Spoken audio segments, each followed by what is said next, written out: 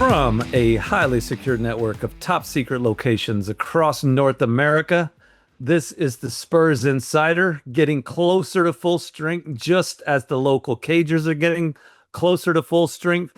I'm your host, Mike Finger, joined by Express News Spurs beat writers Tom Orsborn and Jeff McDonald, along with sports editor Nick Talbot. Jeff is checking in from a secure location somewhere in the American Midwest, in a city. Hope he's hanging in there. Tom and Nick and I are back in South Texas. We are talking about the San Antonio Spurs. Getting everybody back together, Jeff. We were recording this before the Monday evening game against the Indiana Pacers. We cannot fill the listeners in with the details of that game other than the fact that our Jeff McDonald was among the first, if not the first, to report that the reigning Rookie of the Year is back in the fold. He, as of the recording of this podcast, was expected to take the court after Dylan Harper took the court last week, after Victor Wembanyama took the court before that. Getting close, Jeff. Yeah, Stephon Castle back on the floor, and I'll get to that. I just thought you guys wanted to know about my wild night in Indianapolis last night. I don't think any media member in town to cover a professional sports game in Indianapolis the next day has had a wilder night than I had. Well, that's saying something. No, I went to Buffalo Wild Wings. They're not a sponsor. You're not supposed to mention company names. But at shoot around this morning, I saw our friend Taylor Hare, and I told him I'm glad to see you at shoot around this morning because of all the members of the Spurs traveling party, you're the one I most thought would probably get Sanchez, and he did not. So for those who haven't been following the news, there's been some incidents involving it's more TV talent that is susceptible to those types of incidents in downtown Indianapolis. Former professional athletes. I think, Jeff, you're safe. I think you're safe. But tell us more about Stephon Castle. Stephon Castle is back from his little knee contusion, which he was saying today, and the Spurs have acknowledged all along, was not much. I mean, he banged knees with Vic. It was sore. They weren't going to play him in preseason games until it was less sore or not sore, and we're at that point now. So he is going to play against the Pacers tonight. As you mentioned, Dylan Harper made his debut a game ago against the Jazz. Little by little, the Spurs are getting players back, and the one thing I found interesting that I picked up at shoot around today is that it seems like they're going to, as best they can, they're going to try to treat these last two games of the preseason, both of which are against the Pacers, as sort of dress rehearsals, meaning no healthy scratches. They're not expecting to rush like Sohan back on the field of court. You're not going to get Kelly Olynyk or anything like that, but like they're not going to sit Victor or anything like that. So last week when we did the over-under on how many preseason games Victor Wembanyama might play, and you set it at 3.5. It looks like he's going to play in all of them, all five of them. And so we have that to look forward to. And most of that's because the last two are spaced out pretty well. They've got 3 days off after this one until they play on Friday, and then 3 or 4 more days till the opener at Dallas on the 22nd. I think, Tom, that makes sense when you consider how little time this group has been able to work together over the offseason. A lot of preseasons, guys have been in the gym together. You've seen projected starting fives get some run, even away from the cameras, away from official game action. There just hasn't been a lot of opportunity for that because of Victor's situation, because De'Aaron Fox has dealt with his injury situation. Stephon and Devin Vassell and Dylan Harper all down the line. It makes a lot of sense what Jeff is saying, where to use these last couple of games to at least get some reps between Victor and all those guys I just mentioned. Yeah, it's just still not a big concern for Mitch Johnson. They're the guys that have been quote unquote injured, sidelined, however you want to put it. They've been doing work with the full contingent's been doing work in practice. I watched Kelly Olynyk in Miami go through his paces. He looked fine to me. It's just Mitch just doesn't want to push it. Medical staff doesn't want to push it. But yeah, they're. It's not like they're not familiar with each other at this point. They've done a lot of work and practice together during Just the entirety of camp. I'm not sure though. There's been a lot of 5-on-5 with those. That's what I'm talking about. Like I No. think that this group could benefit from as much 5-on-5 as they can get. I'm with you, but it's all because there's always somebody gone, and it's always been an injury where you can't just sort of practice through it. Like I don't think, Jeff, you can correct me on this. I don't think De'Aaron Fox is playing 5-on-5 against guys in practice. Maybe he's sneaking some in there. I don't think Dylan Harper during those couple of weeks between his procedure and his return was getting a whole lot of 5-on-5 in. I think that remains the most interesting part of the early part of the season to me is how well does this gel when you haven't seen a lot of it together yet. And maybe I'm wrong. To put it all out there from what I heard today. So Castle's back tonight. This should have the next thing I'm going to say should have headlined the show. But they're thinking Jordan McLaughlin might play on Friday. Oh my gosh. Against the Pacers. So they're in the lead. The optimism is there for that. They are hopeful that Sohan and Olynyk will be cleared to play opening night, and then that De'Aaron Fox would be just a couple games behind that. So again, kind of confirming De'Aaron's not going to be there for that game against Dallas. So he's the one that's out. And I believe tonight in these two games against the Pacers would be the first opportunity Mitch would have to use the starting lineup that he'll probably use on opening night. Fox won't be there. Now you get Castle there. He's got all the other pieces there. I think the lineup I'm going to predict this now before the game. I have to walk over there in about an hour and a half. It might make me look dumb later. You're going to walk from your hotel to I can see it from here. I'm not going to. I know, but there's the alleys and streets there full of former NFL quarterbacks who might be, lying in wait. I can't believe you're not going to cab it. I'm a 69-year-old man with a pocket knife, so I'll be fine. Okay. Go ahead. Anyway, this is probably the lineup that we see against the Pacers tonight and on Friday is probably the lineup you're going to see on opening night against Dallas. That's my prediction. So I think we'll have at least some questions answered after these couple of games. And this is kind of moot because the listeners are probably going to listen to this after there's going to be some who are on top of it. And our producer extraordinaire, Monty Bach, will have it up quickly on Monday afternoon. But some of the people who have made the Spurs Insider a part of their morning routine, part of the guy whose question we answered last week, I saw him again out in the world, and he came up so excited that we answered his question about Carter Bryant, and he said he listened to it with his son in the car. And I just love that we're bringing families together, letting fathers bond with sons, mothers with daughters, grandmothers with grandchildren. Anyway, the listeners might be listening to it as over coffee in the morning, and this might be old news. But just to throw it out there, what do you think that lineup is going to look like tonight, Jeff? When you walk over past those alleys, those streets to the arena in Indianapolis. Well, see, now you're putting me in a position to look stupid in about 2 hours. That's part of our appeal. Okay, if I'm guessing right now before that game, I'm going to guess it's going to be Castle. It's going to be, and by the way, this is a guess. I have not been told this. This is just a guess. Castle, Vassell, Julian Champagny, Harrison Barnes, and Bismack Biyombo. No, kidding. Victor Wembanyama. Yeah. That sounds like a that would be smart my guess.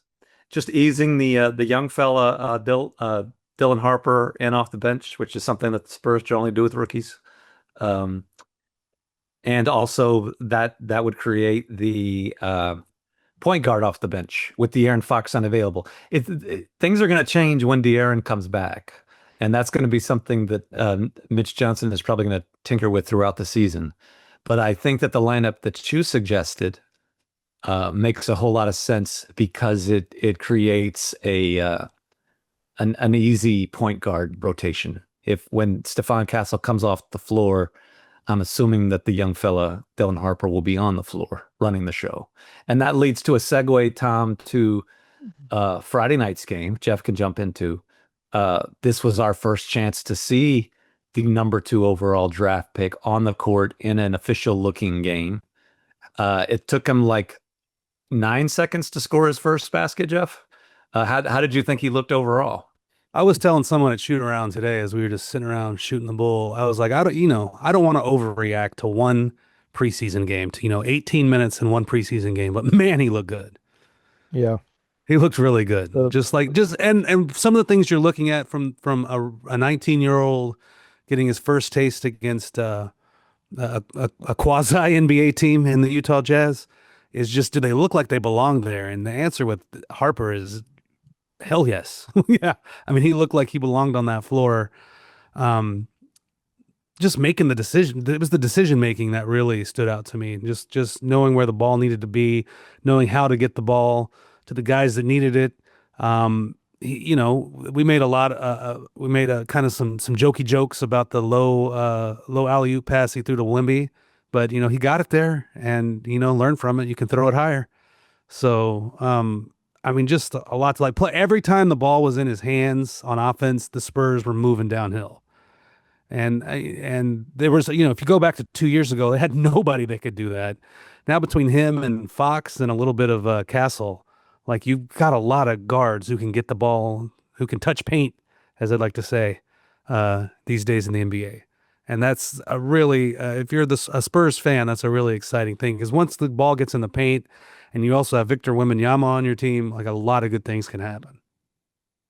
The pride of Don Bosco Prep High School in Ramsey, New Jersey looked very good. Very good. I wonder if Bosco is his ATM code. It's funny in Summer League. But he got that. I did. I let it slide. Go ahead, Tom. Summer League, he looked a little. It just shows how much Summer League is ridiculous, and you're not playing with guys who know how to play, and you put them on the court with guys who know how to play, and wham! I mean, he looked like he looked like he's going to be in contention to give the Spurs a third straight Rookie of the Year. Again, just kind of shooting the bull with people while waiting for shoot around to open up. What somebody told me was he's a guy that shows up when it's game time. Like when the lights come on, he shows up. The guy told me, like, I was watching him warm up before the Jazz game, and I watched that guy miss like 11 shots in a row, and then as soon as he's in the game, he's hitting everything. He's just a guy that he's a game time player, and I think that's one thing you saw from him. He doesn't act. This may be a cliche, but he does not act like a 19-year-old kid in the NBA. He does not seem impressed by any of this in a good way. I mean, guys who play their college ball in a true blue blood elite program, they come ready to play like that. I mean, you don't spend a year in Rutgers without being a game time player. That's all I gotta say. I'm being an ass. While I'm being ridiculous, this thought came into my head, and it's a preposterous question, Jeff, because they're two completely different players. But you were raving about Dylan Harper's readiness to kind of run the show. And I'm just curious, this first, just right off the bat, who is more like who would you rather have running the show in a season opener? Who do you think is going to create better shots for the whole team in the opener? Is it rookie Dylan Harper? And again, this is preposterous, or savvy veteran, low ceiling guy who we all know and love, Trey Jones type. Like how you mentioned the Spurs offense is always going downhill with Dylan Harper on the court. With Trey Jones, he was competent, and it was always going like he was doing what he was told. But I guess what I'm asking for is, what does this might be, again, this is obvious, but what does a guy like Dylan Harper bring that just a bus driver like Trey Jones didn't? And are there some bus driver type qualities that you think Dylan Harper needs to improve on over the course of the next days and weeks and months and years? I'm kind of jealous of Greg Popovich right now because he doesn't have to answer convoluted questions like this anymore from you. Is there an answer? Is there a question? Is there a question somewhere in there? Somewhere in there. Do you see what I'm saying? Does he need more? The Trey Jones bus driver attributes, or do you think he has that? You watched him play. Can he get the ball to the right spot? I think he's a very dynamic guard, and I think at 19, and I think the more reps he gets, the more times he plays in an NBA system against NBA players, he'll even have more of those bus driver qualities that I think you're alluding to.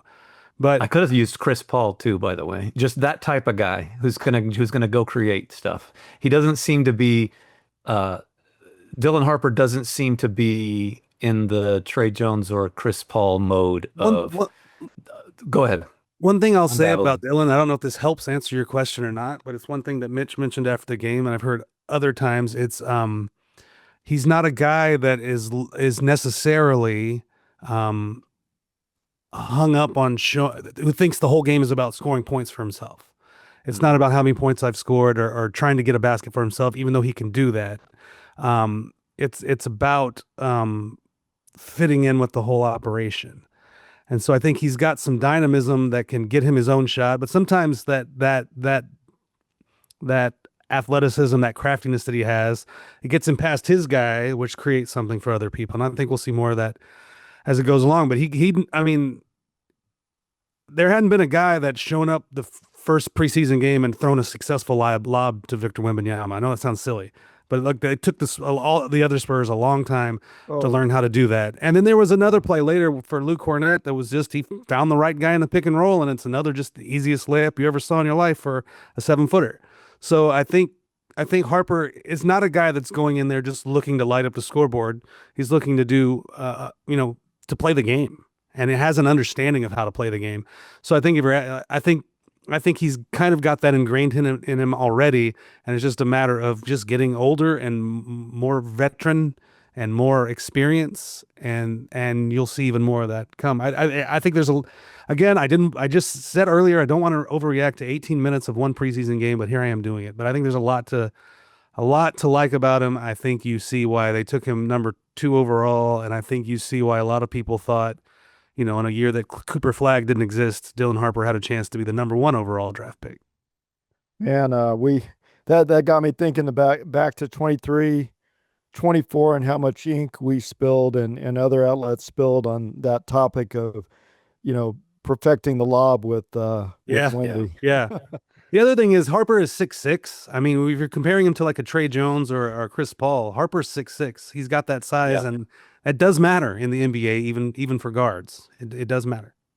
That was a very awkward and probably amateurish way to get to the point you just made, in that Dylan Harper, I believe, is a true point guard, and especially a true point guard, and according to the modern NBA definition. But not necessarily like he again, this is obvious, but not in the same way that the Trey Jones, Chris Paul guys are true point guards. I think that just when you look around the league today, point guards are capable of so much more. The way that Jeff McDonald, who doom and gloom follows around almost 24/7, is raving about this kid, almost makes me more optimistic about the kid's future. Because if Jeff McDonald is saying nice things about you, you got something going for you. Thank you. I don't know. Do you have any other nice things to say about anything you've seen in the preseason so far? Anything I've seen in the preseason? You wrote a very nice notebook lead on. Let's talk about a guy close to our listeners' hearts. Nick Talbot, sports editor, who's on the podcast, reports that it's two of the most viewed read stories on the site on expressnews.com are about not Victor Wembanyama, but about the gentleman you're about to discuss, Jeff. David Jones Garcia showed out against the Utah Jazz. He showed out, as the kids say, and he was. I think we sort of alluded to him in last week's podcast. He was not having the greatest preseason, just kind of a non-factor up until the fourth quarter of a preseason game against Utah, where, by the way, Utah's playing, rotation players as they were. I mean, they're going to be the worst team in the West, so it's not like they're, beating the Thunder at full strength or whatever. But they were NBA players on the floor against basically four guys who are going to be in the G League and Bismack Biyombo, and one of them was David Jones Garcia, and he took it home. I mean, scoreless going to the fourth quarter, scores 20 in the fourth quarter in overtime to lift the Spurs to victory, and it was a heartwarming tale, I guess. I don't know that it moves the needle much in terms of what he's going to do for the NBA Spurs this year. But it was good to see. It was more of more of what we saw from him in Vegas. Hope he does get an NBA game, because there's a moving story there, right? That is interesting. Yeah, he got a lot of he had significant interest. We'll put it that way. Significant interest from teams in Europe this year. Could go over there, get a full contract for much more than he's making as a two-way player for the Spurs. It's a good life over there, playing overseas. It really isn't. It really is a good life. It was a good option, but he decided he wanted to sign with the Spurs on a two-way contract, which means he's going. I mean, it, by definition, means he's going to spend a lot of his time in the G League this year. And the point was to stay close to the NBA, because he had promised his father before his father died in 2023 that he was going to play at least one game on an NBA floor. And not a preseason game, but a regular season game that counts. So by signing that two-way contract, it kept him kind of in the Spurs orbit, and with a chance to make that, make good on that promise. And to be honest, unless something happens, he will get an NBA game this year. Like I don't think the Spurs have ever had a two-way guy for an entire season, and he doesn't get, doesn't step on the floor once. And David Duke got into 5 games last year, So I think as long as he's healthy, I think Tom will get it. Yeah, that's good. Hope he does. I bet he will get it. Tom, I don't want to put you on the spot, but who is the guy who was a two-way player? I think it might have been during the COVID season, where the running joke among the Spurs Insider panelists was that we weren't sure if he existed because we'd never seen him. It was like months before we saw this guy. Do you remember who that was? That's a good. I remember that joke, but I can't recall the player. Yeah, I think I'm not sure he ever appeared in the game. I want to. You guys talk amongst yourselves. That is a good point. Yeah. We're talking amongst ourselves now. Let me leave you with the topic. Victor Wembanyama's height. Victor Wembanyama's height. I'm going to leave you with that topic. And I know Jeff and Tom both have interesting things to say while I do some research. That actually is a good topic, because we do need to clarify this for people, because he's 7'10". By the time this is over, he'll be 7'10". No, there was some confusion because on the Spurs website currently it lists Victor Wembanyama as 7'5", where everywhere else, including other official Spurs documents and game notes and that sort of thing, it lists him as 7'4". They told us on media day he was 7'4", so we've been trying to clear that up, and apparently best we can gather, the 7'5" on Spurs.com is a mistake, and they are trying to get that corrected. And they've actually pleaded with me, please just say he's 7'4". So I'm like, what? It doesn't matter a whole lot to me. So if you tell me he's 7'4", I'll go with 7'4". And if you go to basketballreference.com, he's 7'3". It's just it's all over the map. Well, yeah, last year I think the Spurs officially called him 7'3.5", which I wasn't doing. You got to pick one for me. I don't know. But for everyone out there who was wondering how tall are the Spurs saying Victor Wembanyama is, it's 7'4", and it's been that way for at least a month. Yeah. But anyways, his finger dead. He's doing research. I don't think it was Jalen Morris, was it? No. But no. I don't. I'll have to look it up before next year. I don't know who it was before next year. We never until next year. But the other thing about the height issue is, like, we still have readers who email us about this and ask us questions about like one of you guys calling or why did sometimes you call him 7-3 and sometimes you call him 7-4 and sometimes you call him 7-5. Like it's an issue that we need to figure out. And the Spurs need to figure it out. They need to get their website and their roster and their game notes and all that and their basketball reference updates like all on the same page. Because I know Victor doesn't. I think I shouldn't say I know. I believe that the deal with him not wanting to be 7-4, 7-5 last year is just because he didn't want to be like he didn't want to be looked at as some kind of just freakishly. I mean, it's ridiculous.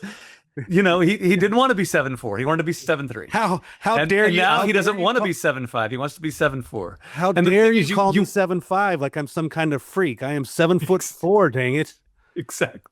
But you look at him standing next to Rudy Gobert or next to Luke Cornett or next to David Robinson and Tim Duncan, and the dude is not 7'3". And 7'4" is 7'4" is like cutting it awfully close. Yeah, like go ahead. The upshot of the whole argument is whatever the Spurs are saying, it's a lie. Whatever number you pick, it's not tall enough. As a befuddled fictitious senator said in Godfather 2, I don't know what's going on here, but I'm going to find out. Somebody's going to get to the bottom of this. I'm going to get to the bottom of this. Well, for the foreseeable future on Spurs Insider in expressnews.com and the Express News Dead Tree edition, he's going to be 7-4, right? We're all on the same page on that. Yes. And that's what the Spurs have asked us to do. And we can't get a tape measure. We can't just sneak up to him with the tape measure and confirm. So, but the dude is 7'5", at least. and by the way, the Spurs have asked where they please, like they're begging us. Yeah. Okay. Well, we can do them that favor. He's 7'4". Officially 7'4". He's grown a half inch since last year. That's good.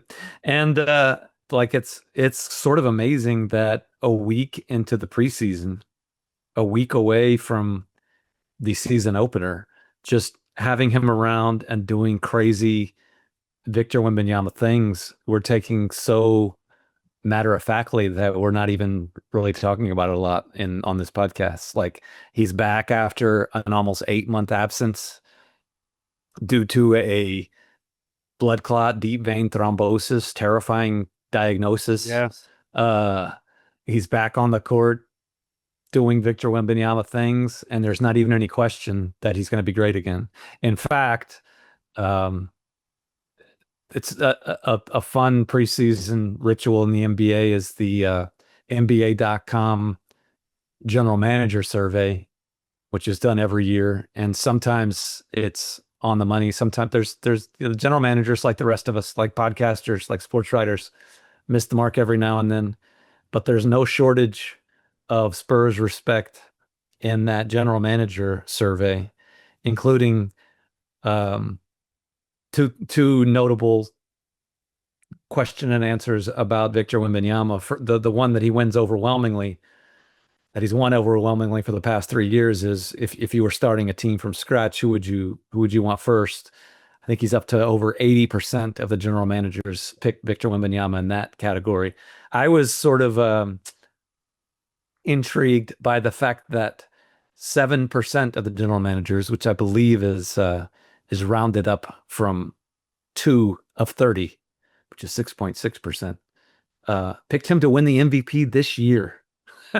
Like that seems absolutely outrageous to me, because this is a team that didn't come close to the playoffs last year. He hasn't come close to playing the postseason. He never played more than 71 games. But as outrageous as it seems, maybe it's not. Like, how outrageous is that? To think that he could win the MVP this season. I probably wouldn't put my whole paycheck on it, but can you see a path, like some sort of path where that happens? Where, yeah, like if he dominates and if he dominates to the point where he's in the MVP discussion, then that would mean good things for the Spurs as well, right? Like that's they would be That's it. up, Yep. up there as well. He's not going to win the MVP from the 7th seed, I don't think, Right. unless he's averaging a triple-double. And even then, Jokic and SGA and Luka and all those guys are in the league still. There's so much talent in the league, and you'd think there's going to be somebody having a stupid good season from the 1 or 2 seed. Yeah. But if the Spurs are in the running for home court advantage in the first round, which I believe is a stretch. Like I don't want to set that expectation out there, but that and he's just lighting up stat sheets left and right. Like maybe it's not outrageous. I think he's going to win one. I think he's going to win more than one. Yeah. The question is, could it happen this year? And 2 general managers apparently believe that, or were trolling. My takeaway from that general manager's survey, and this is where my black cloudness comes in. I call it more realism than pessimism. It's just being realistic. But the consensus among the general managers has the Spurs 9th in the West. So there's a whole it's not. Did I miss something? True. Well, here's my quibble with the way people read these results. If they receive the 9th most votes for who's going to finish in the top 4, if you know what I'm saying. The teams, the only votes were 1 to 4. Okay. And the Spurs received a couple of votes or maybe 1 vote or 2 votes to finish 4th. Which put them in 9th place in terms of those votes, but those really aren't accurate unless you're picking the league from. Yeah, I'm being pedantic here. Like in college football and the top 25 poll that comes out every week. The AP's been doing it for 100 years. Everybody ranks their teams from 1 to 25, and then there's also receiving votes. And sometimes a team who's in the also receiving votes part of it says, we're number 27. Well, no, you're not. You just happen to receive, because they didn't rank from 1 to 27. You just happen to receive some leftover votes for 1 to 25. That's a really pedantic, no, I see what you mean. Nerdish argument I'm making. But it's inaccurate to say that the general managers picked the Spurs 9th. Well, they gave them the 9th most votes for top 4. Go ahead. Anyway, if they did end up, if someone were to rank them 9th, like I don't know that I could super argue with that. Yeah, like I don't know their 8 teams, the 8 teams above them are just. There's absolutely no way those teams are going to finish above them, and I do think that's something. There's a whole section of fans out there that think this is a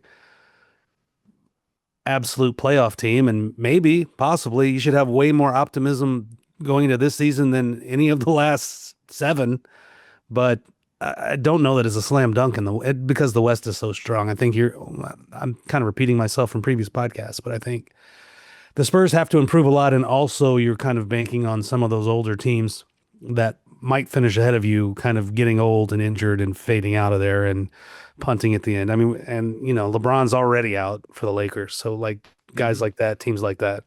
But there's always a team that hit where the injury bug just slaps them over the head and they fall out. The team that underachieves, like you're saying. The problem with calling a team a slam dunk playoff team is you're basically saying that team is 6th or better. Because if you're 7th, you're in the play-in, and that can be a 1 game who's healthy type of crapshoot too. And I don't think you can say that this is a definite top 6 team right now, the San Antonio Spurs. Like there's a path there to finish in the top 6, but then you start asking, well, who's not making it? And you start listing some pretty good teams with some pretty good players. So yeah, I'd believe anything from 6 to 10. And I do think that it's imperative, absolute must, that this team finishes in the top 10, that get in the play-in. If this team is not in the play-in, something has gone wrong. And that's a very fair expectation for the Spurs fans to have, for the Spurs to have themselves. Like that's not good if this team finishes 11th. But I think this team will finish higher than that. Like, how many teams in the West would you just be shocked if they don't make the playoffs? Barring some kind of catastrophic injury bug. Like at least 6, at least 6 that aren't the Spurs. So, the people just counting out the Warriors because they're getting old and they've been in that play and mix the last couple of years. They were really, really good after they added Jimmy Butler last year. And we're about to see a full season of that. Al Horford is a good fit for them. They're old, but a lot of people just throwing them into the sixth, seventh, eighth spot. Like it wouldn't shock me to see them return to top four. Minnesota's not going anywhere. We haven't mentioned the top three, the presumed top three of who the Nuggets, Thunder, and the Rockets. You got the Clippers, who are old, but really talented. Lakers. Who else is in the mix there? I'm sure we forgot somebody. And that's a good list. Yeah. You basically had to win 50 games to get into the top 6 last year. By the way, Mhm. 40 and 49 was sixth place in the West. And how many did your Spurs win? They won 34. 34. So you're asking for a 15-game improvement to get into the top four? Pretty steep. Yeah. I mean, this is, again, we've had this discussion on preseason podcasts the last few years of this team can be a lot better and not win a lot more games because of how tough the West is. But I think this is the year when you have to show that improvement in the standings as well. Does that get you to the top 6? I'm looking it up. 49 wins got you 6th place last year in the West, the Minnesota Timberwolves. 48 wins tied you for 7th and 8th. That was Golden State and Memphis, who we've not mentioned so far in this podcast, who I think is probably going to fall back a bit, but you never know. They have a habit of making the best of things there. Yeah, so you can improve by 14 games from 34 and 48 to 48 and 34. And last year that got you 8th place. That's kind of a sobering reminder there. We'll see. Well, boy, this is not how we usually end these podcasts. Well, before we get into the podcast, I think our producer has entreated Tom and Jeff to put their social media skills to use, their powers of persuasion to use. There apparently is still plenty of spots available in our big event on Friday, October 17th. There's a live Zoom where you can log in and ask questions of the Spurs Insider panelists live on the internet. You're going to see our faces in the studio, and it's at 1:00. And there's going to be a link in the description for this podcast wherever you're listening to it.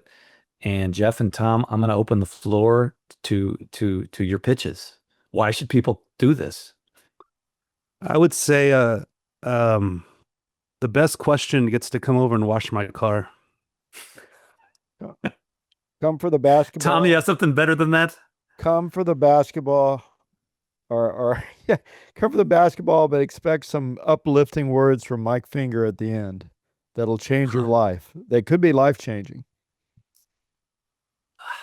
That's a good pitch. It could be life ending. I can live up to that. Well, I don't want to go there.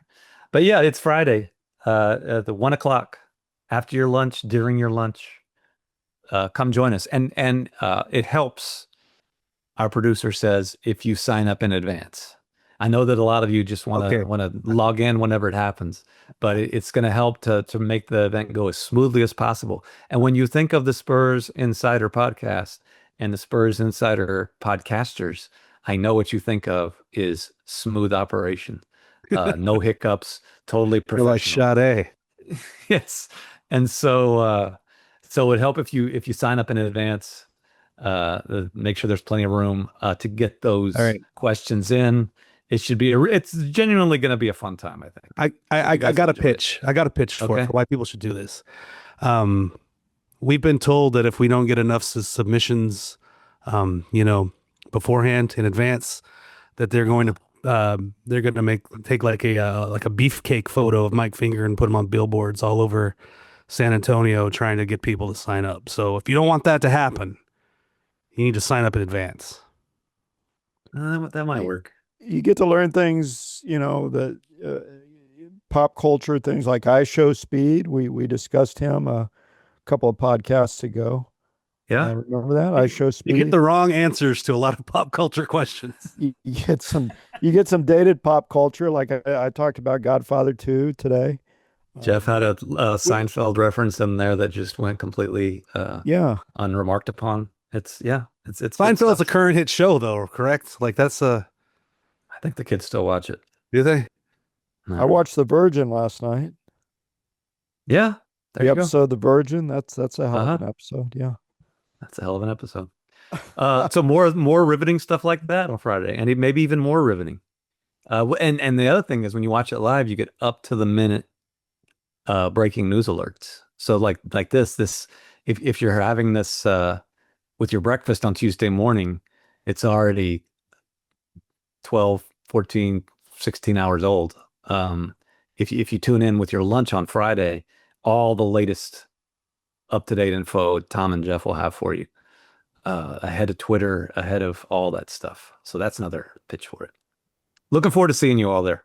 Anything else we needed to mention before we go? Did you mention how to sign up for this? It's in the link. There's a link to it in the description of the podcast. Making sure. Whether you're getting it on YouTube or on your podcast player of choice, click on the description, and there will be a link, and you're going to be set. It's a guaranteed good time. Come on, people, don't make us beg.